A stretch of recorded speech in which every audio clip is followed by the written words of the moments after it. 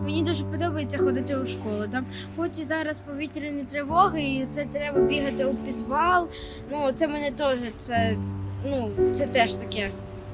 Якось не хочеться. Хочу в школу все одно, тому що якось онлайн-уроки це не сильно. Навіть в школі холодно, але все одно мені дуже хочеться у школу.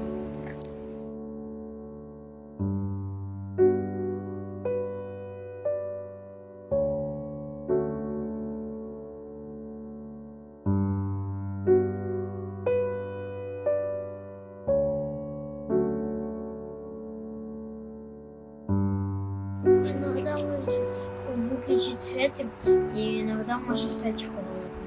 Но коли комната нагревается и выключает свет, то можно чуть-чуть погреться в комнате. Но если выключает свет надолго, то эта комната может стать холодной. У нас возможны ракетные удары по инфраструктуре, такие как школы, садики, то школу пока боятся открывать.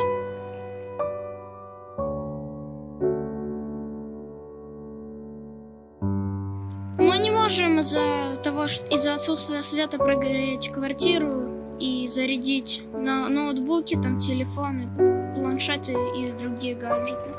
Страшно одному дома без света сидеть. То мама на работе до вечера, еще до глубокого вечера, а зимой же темнеет, то страшно.